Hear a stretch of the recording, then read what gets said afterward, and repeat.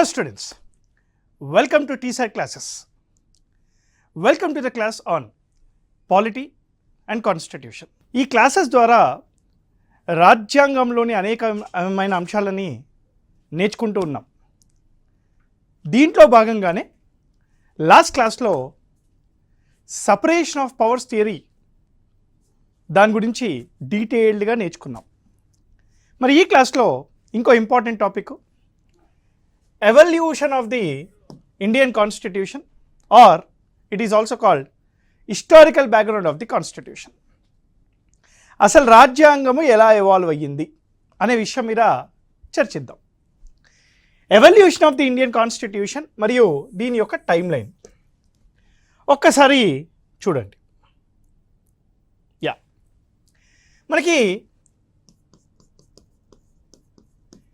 Evolution of the Indian constitution అనేది 4 స్టేజెస్గా divide చేస్తాం. It is divided into 4 stages. Stage 1 వచ్చేసి 1600 to 1773. ఈ స్టేజ్ని the arrival of East India Company అని అంటాం. దీన్ని మనం ఏమంటాం sir? Arrival of East India Company అని అంటాం. తర్వాత రెండో stage, second stage, stage 2, 1773 to 1857. దీన్ని ద రెగ్యులేషన్స్ అని అంటాం. రెగ్యులేషన్ అంటే ఏంటి? కంట్రోల్. రెగ్యులేషన్ అంటే కంట్రోల్, ద రెగ్యులేషన్ అని అంటారు. మరి స్టేజ్ 3, 1858 to 1945. ఈ స్టేజ్ని డైరెక్ట్ క్రౌన్ రూల్ మరియు ఇండియా స్ట్రగుల్ ఫర్ ఇండిపెండెన్స్.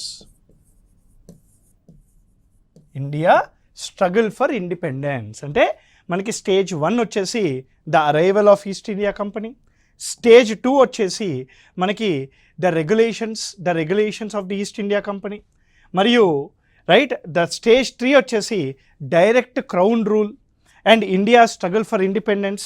అదేవిధంగా 4వ స్టేజ్, ఇది ఎక్కువగా ఎవల్యూషన్కి సంబంధించిన స్టేజ్, 1946 to 1950. దీన్ని కాన్స్టిట్యూయెంట్ అసెంబ్లీ. రాజ్యాంగాన్ని రాయడానికి ఒక రాజ్యాంగ పరిషత్ని మనము ఏర్పాటు చేసుకున్నాము, అదే కాన్స్టిట్యూయెంట్ అసెంబ్లీ అని అంటాం. అంటే ఈస్ట్ ఇండియా కంపెనీ ఏ రోజైతే ఇండియాకు వచ్చిందో, ఈస్ట్ ఇండియా కంపెనీ వచ్చాక తర్వాత పరిణామాలన్నీ కూడాను మనము 4 స్టేజెస్గా డివైడ్ చేసుకోవడం జరిగింది. ఈ 4 స్టేజ్లు కూడా చాలా ఇంపార్టెంట్. ఈ 4 స్టేజెస్లో ఏ అంశాలు జరిగాయి, అసలు ఏం జరిగింది అనేది ఇప్పుడు చర్చిద్దాం. ముందుగా స్టేజ్ 1. ఈ స్టేజ్ 1లో 1600 నుంచి 1773 వరకు ఉంటుంది. ఈ స్టేజ్ 1 వచ్చేసి ఈస్ట్ ఇండియా కంపెనీ ఇండియాకి రావడం జరిగింది. 1600 with the permission of the queen charter ద్వారా పర్మిషన్ తీసుకున్న ఈస్ట్ ఇండియా కంపెనీ అనే ఒక ప్రైవేట్ ఆర్గనైజేషన్ భారతదేశానికి వచ్చి వ్యాపారం చేసుకుంటూ తన యొక్క ఆర్గనైజేషన్ ముందుకు తీసుకొని వెళ్ళిందనమాట. అంటే 1600లో it came to India. What is the objective of East India Company? Objective of East India Company. The objective of East India Company యొక్క ఆబ్జెక్టివ్ ఏంటి? టు డూ బిజినెస్, అంటే to earn money, profits.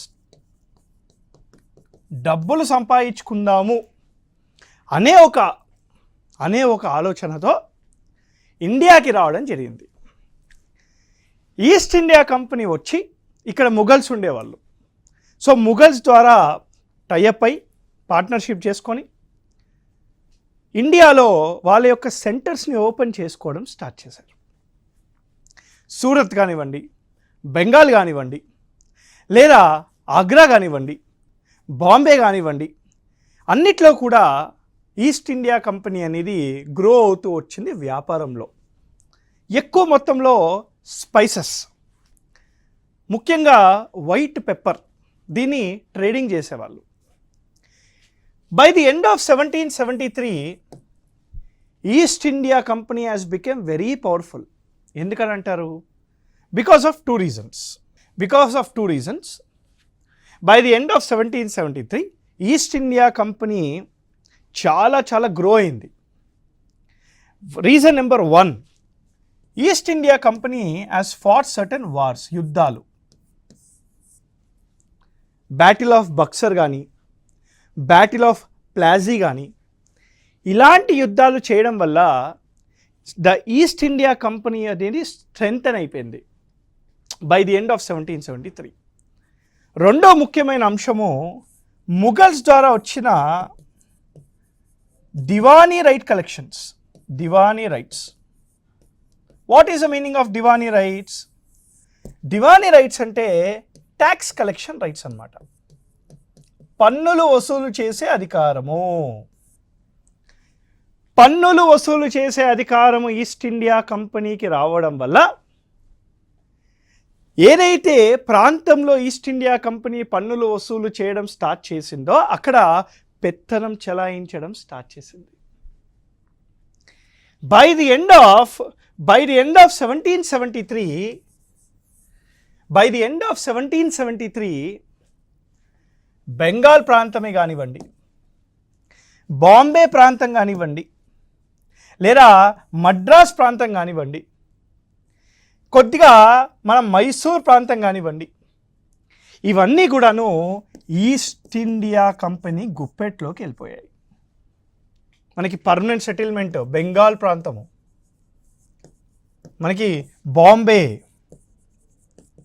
Bombay state, Madras మరియు ఇక్కడ Mysore. So ఇలాంటి యొక్క ప్రాంతాలు east India company గుప్పెట్లోకి వెళ్ళిపోయాయి. మరి East India Company came as a commercial body కదా. East India Company came as a commercial body కదా. సడన్గా ఏమైంది? 1773 తర్వాత East India Company both commercial మరియు అడ్మినిస్ట్రేటివ్ బాడీగా తయారైపోయింది అనమాట. అంటే ఇదే ఈస్ట్ ఇండియా కంపెనీ సర్వీసు చేయాలి, వ్యాపారము చేయాలి. It has become political body also. ఇదే East India Company political body అయిపోయింది, అంతే కదా. ఇప్పుడు బెంగాల్ అనే ప్రాంతాన్ని ఎవరు చూసుకోవాలి? బెంగాల్ ఇప్పుడు ఈస్ట్ ఇండియా కంపెనీ గుప్పెట్లో ఉంది. మరి బెంగాల్లో అడ్మినిస్ట్రేషన్ ఎవరు చేయాలి సార్? ఈస్ట్ ఇండియా కంపెనీ చేయాలి. వ్యాపారం ఎవరు చేయాలి? ఈస్ట్ ఇండియా కంపెనీ చేయాలి. అంటే ఏదైతే ఒక సంస్థ భారతదేశానికి వ్యాపారం చేయడానికి వచ్చిందో అదే సంస్థ రాజకీయ సంస్థగా మారడం మనం చూసాము 1773 తర్వాత. సో 1773 నాటికి ఏమైంది సార్ అంటే బెంగాల్లో ఒక గవర్నర్ని ఏర్పాటు చేశారు, దాని యొక్క అడ్మినిస్ట్రేషన్ చూసుకోవడానికి. మద్రాస్లో ఒక గవర్నర్ని ఏర్పాటు చేశారు, మరియు బాంబేలో ఒక గవర్నర్ని ఏర్పాటు చేశారు. బాంబేలో కూడా గవర్నర్ని ఏర్పాటు చేశారు. సార్ ఈస్ట్ ఇండియా కంపెనీకి వ్యాపారం చేసే దాంట్లో ఎక్స్పీరియన్స్ ఉంది, కానీ అడ్మినిస్ట్రేషన్లో ఎక్స్పీరియన్స్ లేదు కదా. సో అడ్మినిస్ట్రేషన్లో ఎక్స్పీరియన్స్ లేదు కాబట్టే మనము సెకండ్ స్టేజ్కి వెళ్తాం. ఫస్ట్ స్టేజ్లో ఒకసారి recap. East India Company came as a commercial body. The main motive of this commercial body is to earn money, డబ్బులు సంపాదించుకోవాలి. By the end of 1773 East India Company because of wars, certain wars, battle of Plassey కానివ్వండి, battle of Buxar కానివ్వండి, ఇలాంటి యుద్ధాలు చేయడం వల్ల, దాంతోపాటు tax collection rights, Diwani rights రావడం వల్ల ఈస్ట్ ఇండియా కంపెనీ కొన్ని ప్రాంతాలు దాని గుప్పెట్లోకి వెళ్ళిపోయాయి. సో ఇప్పుడు by the end of 1773 East India company is now both commercial as well as political body. అదే అడ్మినిస్ట్రేటివ్ బాడీ అయింది, అదే కమర్షియల్ బాడీ కూడా అయ్యింది. మరి సార్ ఈస్ట్ ఇండియా కంపెనీకి వ్యాపారం చేసే దాంట్లో 100 సంవత్సరాల పైగానే ఎక్స్పీరియన్స్ ఉంది, కానీ పరిపాలన విధానంలో ఎక్స్పీరియన్స్ లేదు కదా. ఎక్స్పీరియన్స్ లేదు కాబట్టే ఈస్ట్ ఇండియా కంపెనీ ఈ స్టేజ్లో బ్రిటిష్ పార్లమెంట్ కిందకు వచ్చింది. అంటే బ్రిటిష్ పార్లమెంట్ ఒక చట్టం చేస్తే ఆ చట్టాన్ని ఫాలో అవుతూ ఈస్ట్ ఇండియా కంపెనీ భారతదేశంలో పరిపాలన చెయ్యాలి. That is the meaning of regulation. What is the meaning of regulation? ఇక్కడ సెకండ్ స్టేజ్లో మనకి ఇక్కడ రెగ్యులేషన్ అని చెప్పా. ఇంకో regulation. Regulation, what is the meaning of regulation? Control. ఎవరిని కంట్రోల్ చేశారు? బ్రిటిష్ పార్లమెంటు ఈస్ట్ ఇండియా కంపెనీని కంట్రోల్ చేశారు కదా. బ్రిటిష్ పార్లమెంటు ఈస్ట్ ఇండియా కంపెనీని ఎలా కంట్రోల్ చేశారు? చట్టాల ద్వారా కంట్రోల్ చేశారు. ఎలా కంట్రోల్ చేశారండి?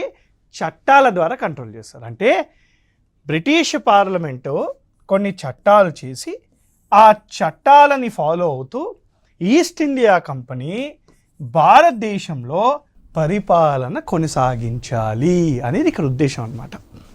అంటే ఈస్ట్ ఇండియా కంపెనీ యొక్క అడ్మినిస్ట్రేటివ్ మ్యాటర్స్ అనేవి డైరెక్ట్గా బ్రిటిష్ కంట్రోల్లోకి వెళ్ళిపోయాయి. మరి ఏమేమి చట్టాలు చేశారు?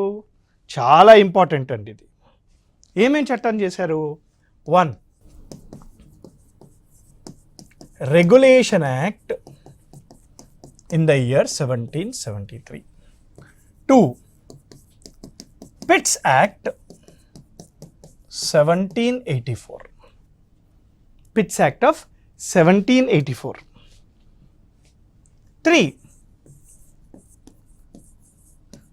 Charter Act 1793. 4. Charter Act 1813. 5. Charter Act 1833. And we have Charter Act 1853. అంటే ఈ 6 చట్టాలు ఈస్ట్ ఇండియా కంపెనీ యొక్క పరిపాలన విధానం కోసము, ఈస్ట్ ఇండియా కంపెనీ పని చెయ్యాలి అంటే ఎలా పని చెయ్యాలి అని చెప్పి మనకి ఈ 6 చట్టాలు చేయడం జరిగిందనమాట. సో ఇప్పుడు 6 చట్టాల గురించి కొద్దిగా చూసుకుంటూ వెళ్దాం. ఓకే, చలో. నా ఫస్ట్ వన్ చూడండి ఒకసారి. Regulation act of 1773. Regulation Act of 1773 is called the first act given by British Parliament to control the affairs of East India Company. East India company యొక్క అడ్మినిస్ట్రేషన్ని కంట్రోల్ చేయడానికి తీసుకొచ్చిన ఫస్ట్ చట్టం ఏంటని అడుగుతాడు ఎగ్జామ్కి. ఆన్సర్ ఏంటి సార్? Regulation act of 1773. ఈ యొక్క చట్టం ద్వారా చాలా ఇంపార్టెంట్ అండి. ఈ చట్టం ద్వారా ఇండియాలో first step towards centralisation of the administration తీసుకొచ్చారు. అంటే it is a first act to introduce పవర్ని కన్సాలిడేట్ చేసి సెంట్రలైజేషన్ దిశగా తీసుకొని వెళ్ళడం జరిగింది. అంతేకాకుండా ఈ చట్టం ద్వారా చాలా ఇంపార్టెంట్ అండి. ఈ చట్టం ద్వారా a Supreme Court was established at Fort William, Calcutta. A Supreme Court was established at fort William కలకత్తాలో ఒక సుప్రీం కోర్ట్ని ఎస్టాబ్లిష్ కూడా చేయడం జరిగింది. మనకి ఈ చట్టం ద్వారానే అది తీసుకొని రావడం జరిగింది. అంతేకాకుండా గవర్నర్ ఆఫ్ బెంగాల్ని గవర్నర్ జనరల్ ఆఫ్ బెంగాల్గా పేరు మార్చడం జరిగింది. ఈ చట్టం ద్వారా governor of Bengal was renamed as governor general of Bengal. మరి రెండోది ఏంటి sir? Pitt's act of 1784. Now what is the meaning of Pitt's Act of 1784? ఇది చాలా important because of one important reason. ఆ రీజన్ ఏంటంటే Pitt's Act of 1784 is a first act. Pitt's Act of 1784 is a first act to separate the commercial and administrative functions of East India Company. అంటే east India company యొక్క commercial మరియు administrative ఫంక్షన్స్ని separate చేసిన first చట్టం ఏది sir అంటే అది pits act of 1784. ఈ commercial ఫంక్షన్స్ని చూసుకోవడానికి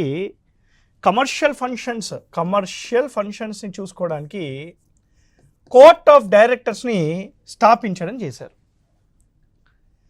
అదే మన కమర్షియల్ ఫంక్షన్స్ చూసుకోవడానికి కోర్ట్ ఆఫ్ డైరెక్టర్స్ని పెట్టారు. అడ్మినిస్ట్రేటివ్ ఫంక్షన్స్ని చూసుకోవడానికి బోర్డ్ ఆఫ్ కంట్రోల్ని స్థాపించడం జరిగింది. పిట్స్ యాక్ట్ ఆఫ్ 1784 ద్వారా for the first time East India company యొక్క కమర్షియల్ ఫంక్షన్స్ మరియు పొలిటికల్ ఫంక్షన్స్ని సపరేట్ చేయడం జరిగింది. ఇది రెగ్యులేషన్ యాక్ట్ మరియు Pitt's act. The first charter act is given in 1793. 1793 ద్వారా మనకి ఫస్ట్ చార్టర్ యాక్ట్ అనేది రావడం జరిగింది. ఈ చార్టర్ యాక్ట్ ఏం చేసిందంటే it continued east India Company rule in India for another 20 years. ఇంకో 20 సంవత్సరాలు ఈస్ట్ ఇండియా కంపెనీ యొక్క రూల్ని కొనసాగించారు. మరి రెండో చార్టర్ యాక్ట్ వచ్చేసి 1813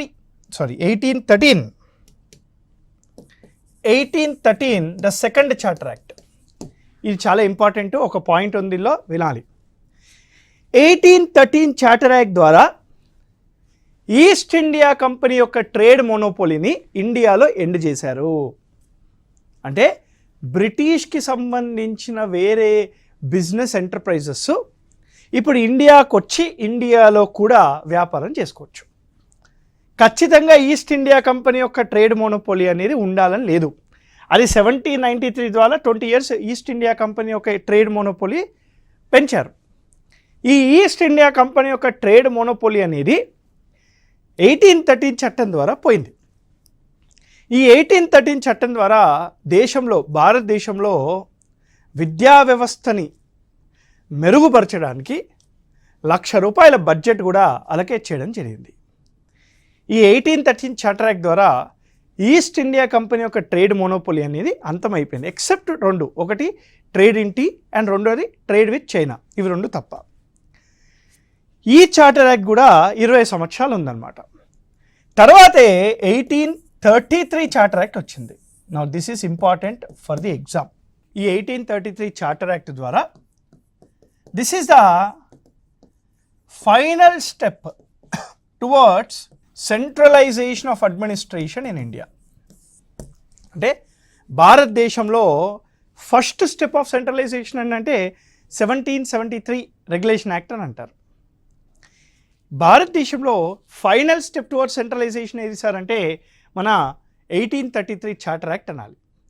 ఈ 1833 చార్టర్ యాక్ట్ ద్వారా ఈస్ట్ ఇండియా కంపెనీ యొక్క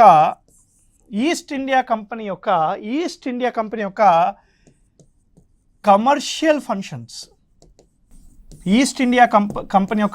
ఫంక్షన్స్ని తీసేయడం జరిగింది.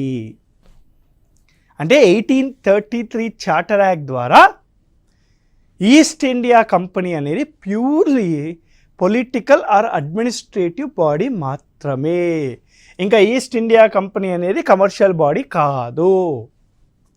చూడండి, ఈస్ట్ ఇండియా కంపెనీ యొక్క ప్రస్థానము కమర్షియల్ బాడీగా స్టార్ట్ అయింది, బోత్ కమర్షియల్ అండ్ పొలిటికల్ బాడీగా అయింది.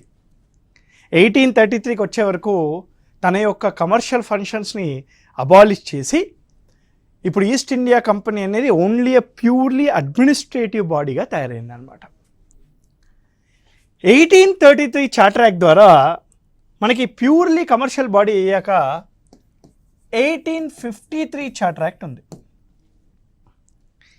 ఈ 1853 చార్టర్ యాక్ట్ ద్వారా very important, Macaulay, under the recommendations of Macaulay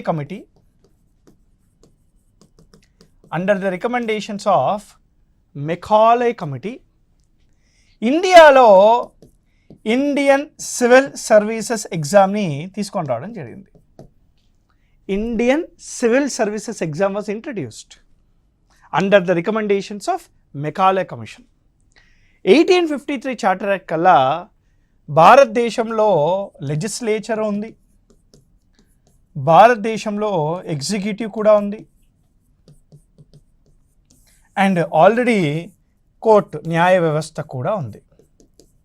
అంటే 1853 కల్లా భారతదేశంలో సంస్థలు ఏర్పాటైపోయాయి, సపరేషన్ ఆఫ్ పవర్స్ థియరీ వచ్చేసింది, మనకి బ్యూరోక్రసీ ఉంది, పొలిటీషియన్స్ ఉన్నారు, అదేవిధంగా న్యాయ వ్యవస్థ ఫోర్ట్ విలియం కలకత్తాలో ఉందన్నమాట.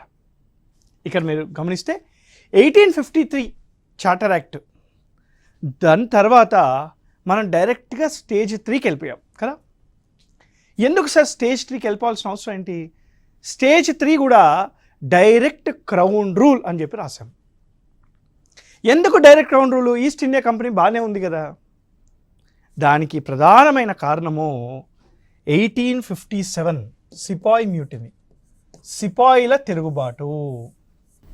1857 సిపాయి మ్యూటినీ. దీనికి ప్రధానమైన కారణం ఏంటంటే సిపాయిల తిరుగుబాటు. ఫర్ ద ఫస్ట్ టైం 1857లో దేశంలో అనేకమైన చోట్లలో ఈ సిపాయిలందరూ తిరుగుబాటు చేయడం వల్ల ఈస్ట్ ఇండియా కంపెనీకి ఒక దెబ్బ మనం చూడడం జరిగిందనమాట. ఎందుకు సార్ సిపాయి తిరుగుబాటు వచ్చింది అని అంటే the only reason is British వాళ్ళు దేశంలో ఉండే కల్చరల్, రిలీజన్, క్యాస్ట్ విషయాలలో తలదూర్చడము, సోషియో ఎకనామిక్ రిలీజియస్ మూమెంట్స్ జరిగాయి. They started interfering in our culture. When someone start interfering in our culture we don't accept కదా. సో ఆ ఉద్దేశంలోనే సిపాయి మ్యూటినీ అనేది చూడడం జరిగింది. మరి సిపాయి మ్యూటినీ అయ్యాక థర్డ్ స్టేజ్కి వెళ్ళాం. ఏంట థర్డ్ స్టేజు? థర్డ్ స్టేజ్ని 1858 to 1945 direct crown rule or India struggle for independence అని కూడా అంటారు.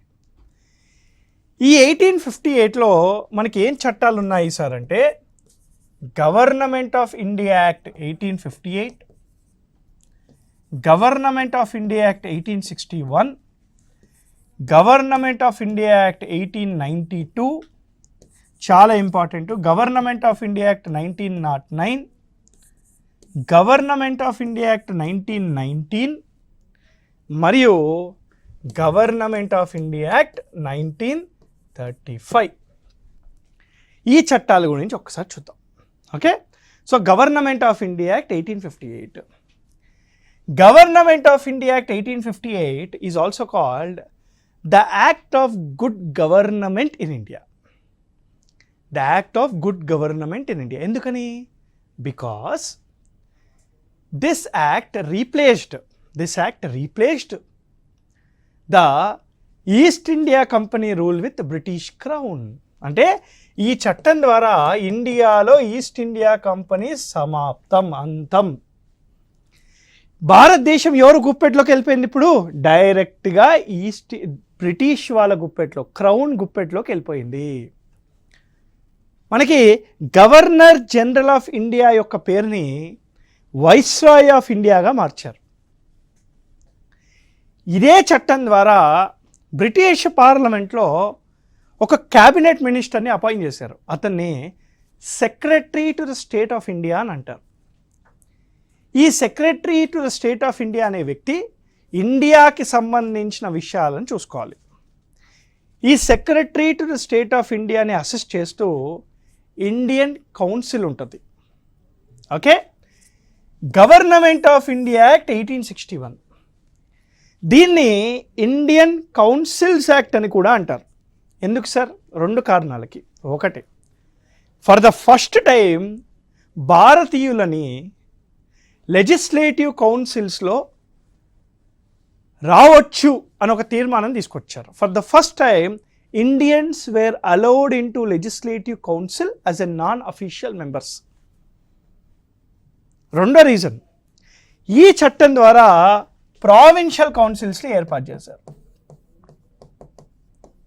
అంటే స్టేట్ లెజిస్లేచర్లు అనమాట. ఇప్పుడు ప్రస్తుతానికి మనకి స్టేట్లో లెజిస్లేచర్స్ ఉంటాయి కదా, అలా. అంటే government of India act 1861 is also called what sir?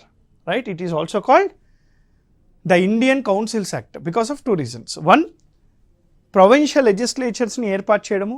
2, అదేవిధంగా Indians were first time allowed into councils as non official members. ఈ చట్టం ద్వారా వైస్రాయ్కి ఆర్డినెన్స్ జారీ చేసే అధికారం కూడా వచ్చింది. నా 1892 ఇంపార్టెంట్ అండి. 1892 is important for only 1 reason. ఏంటది? For the first time elections were introduced in India as per 1892 act. ఇండియాలో ఫర్ ద ఫస్ట్ టైం ఎన్నికలు అనేవి ఉండాలి. ఎన్నికలను తీసుకొచ్చిన మొదటి చట్టం ఏంటి అంటే 1892 యాక్ట్ అనమాట. 1909 government of India act. 1909 government of India act is also called మింటో-మార్లే reforms. Is also called మింటో-మార్లే reforms. మింటో-మార్లే reforms అని కూడా అంటారు. ఈ మింటో-మార్లే రిఫార్మ్స్ ద్వారా ఏం చేశారు సార్? 1909 యాక్ట్ ద్వారా మనకి వైస్రాయ్ ఎగ్జిక్యూటివ్ కౌన్సిల్లో for the first time Indians were allowed. భారతీయులని క్యాబినెట్ మినిస్టర్స్, మంత్రి మండలి జాబితాలో ఆ గ్రూప్లో for the first time 1909 act ద్వారానే వచ్చింది. అదేవిధంగా 1909 యాక్ట్ ద్వారా సీట్లను కూడా పెంచారు. లెజిస్లేటివ్ కౌన్సిల్లో కానీ లెజిస్లేటివ్ అసెంబ్లీస్లో కానీ సీట్లను పెంచారు. ఈ 2 కాదండి, 1909 చట్టం ద్వారా చాలా ఇంపార్టెంట్ ఏంటంటే for the first time right separate, ఇది ఇంపార్టెంట్ సార్, ఇది ఎగ్జామ్కి చాలాసార్లు వస్తుంది. Separate electoral college was introduce for Muslims. అంటే ఈ చట్టం ద్వారా ఒక సపరేట్ ఎలక్టోరల్ కాలేజ్ని ముస్లిమ్స్ కోసం మాత్రమే ఇంట్రడ్యూస్ చేశారు. అంటే కొన్ని సీట్లలో ఎప్పుడైనా ఒక ముస్లిం నించుంటే అక్కడ ఉన్న ముస్లిమ్స్ మాత్రమే ఓటు వేయాలన్నమాట. It is a kind of political reservations. It is a kind of political reservations. It is a kind of political reservations. It is a kind of political reservations అన్నమాట. అంటే ఇక్కడ ఓన్లీ ముస్లిమ్స్ని మాత్రమే, Muslims నించినప్పుడు Muslims మాత్రమే ఓటేయాలి. అంటే అందుకే Minto is called the father of separate electoral college in India. Minto is called the father of separate electoral college in India. ఇది 1909 అన్నమాట. ఒక్కసారి 1919 చూడండి. దీన్ని మాంటేగ్యూ చెమ్స్ఫోర్డ్ రిఫార్మ్స్ అని కూడా అంటారు. This is also called Montagu Chelmsford reforms. ఈ చట్టం ద్వారా డీసెంట్రలైజేషన్ మనకి ఫస్ట్ టైం స్టార్ట్ అయింది. ఇండియాలో డీసెంట్రలైజేషన్ స్టార్ట్ అవ్వడానికి మెయిన్ కారణమే ఈ మాంటేగ్యూ చెమ్స్ఫోర్డ్ రిఫార్మ్స్. ఎందుకని? ఈ చట్టం ద్వారా dyarchy was introduced as per which act అని అంటాడు. ఆన్సర్ ఏంటి sir? 1919 government of India act. ఎక్కడ ఇంట్రొడ్యూస్ చేశారు డయార్కి? ప్రావిన్సెస్లో ఇంట్రొడ్యూస్ చేశారు. ప్రావిన్సెస్లో డయార్కీ వాజ్ ఇంట్రడ్యూస్డ్. అంటే 1919 చట్టం ద్వారా డయార్కీని ప్రావిన్సెస్లో ఇంట్రడ్యూస్ చేసిన మొదటి చట్టం ఏంటి సార్ అంటే ఈ గవర్నమెంట్ ఆఫ్ ఇండియా యాక్ట్ మన 1919. సో ఇప్పుడు మనకి థర్డ్ స్టేజ్లోనే 1935 యాక్ట్ కూడా ఉంది కదా. సో 1935 యాక్ట్ మరియు ఫోర్త్ స్టేజ్ అసలు రాజ్యాంగం ఎలా ఎవాల్వ్ అయ్యింది, 1946 నుంచి 1950 మధ్యలో జరిగిన పరిణామాలు ఏంటి, ఇవన్నీ కూడాను మనం నెక్స్ట్ క్లాస్లో చూసుకుందామండి. Thank you very much. జై హింద్.